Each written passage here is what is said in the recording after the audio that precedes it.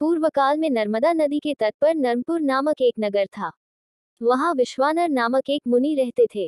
वे परम शिव भक्त व जितेंद्रिय थे। उनका गृहस्थ जीवन बड़ा ही सुखी था। एक बार उनकी पत्नी शुचिष्मति ने उनसे कहा, स्वामी, मेरे मन में बड़े समय से एक इच्छा है। मुनीश्वर बोले, ऐसी क्या इच्छा है जो तुम्हें इतने समय तक अपने हृदय में दबाकर रखनी पड़ी?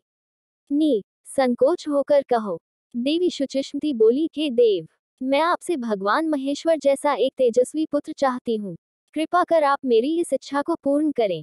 पत्नी की बात सुनकर विश्वानर क्षण भर के लिए स्तब्ध हो गए। वे सोचने लगे कि मेरी पत्नी ने ही कैसा दुर्लभ वर मांग लिया। ऐसा प्रतीत होता है कि भगवान पिनाकी रुद्र स्वयं उसकी जिह्वा पर बैठकर बोल रहे हैं। ऐसा विचार करके उन्होंने अपनी पत्नी को आश्वासन दे दिया। वे वाराणसी जा पहुंचे और कठिन तप द्वारा भगवान शंकर के वीरेश लिंग की उपासना करने लगे। तपस्या करते करते विश्वानर को 12 मास बीत गए। 13वें मास में एक दिन स्नादि करके जैसे ही वे वीरेश लिंग के निकट पहुंचे, उन्हें लिंग के मध्य में एक बालक दिखाई दिया, जिसकी आयु 8 वर्ष थी।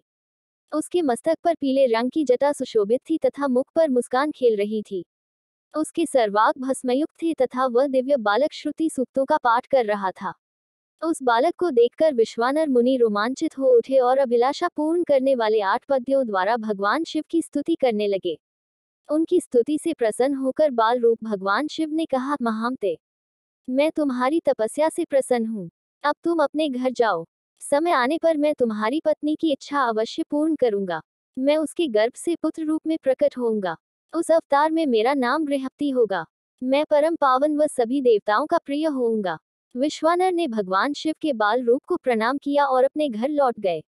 समय आने पर समस्त अभीष्टों के विनाशक तथा दोनों लोकों के लिए सुखदायक भगवान रुद्र का शुचिष्मति के गर्भ से अवतार हुआ।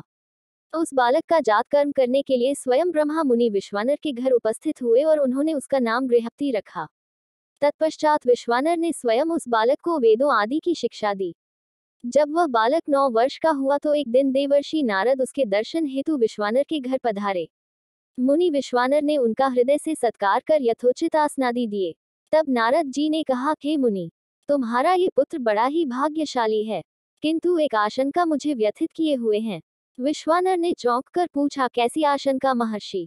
महर्षि नारद ने उत्तर दिया, मेरी आशंका यह है कि जब तुम्हारा ये पुत्र 12 वर्ष का होगा तो इस पर बिजली या पानी का भय आएगा।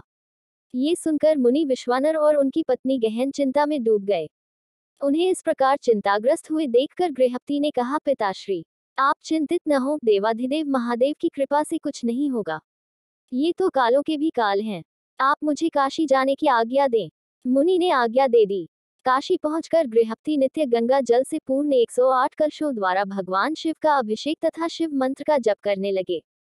जब उन्होंने 12वें वर्ष में प्रवेश किया तो एक दिन इंद्र उनके समक्ष प्रकट हुए और बोले, विप्रवर, मैं तुम्हारे तप से प्रसन्न हूँ, अपनी इच्छानुसार वर मांगो। इस पर गृहपति बोले, आप चले जाए इंद्रदेव।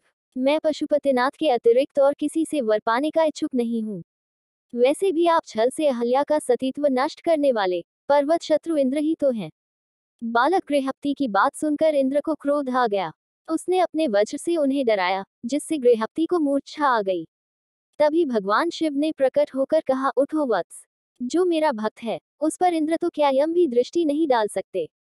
आज से मैं तुम्हें अग्निपद प्रदान करता हूँ। तुम्हारे द्वारा स्थापित ये लिंग काशी में अग्निश्वर के नाम से प्रसिद्ध होगा।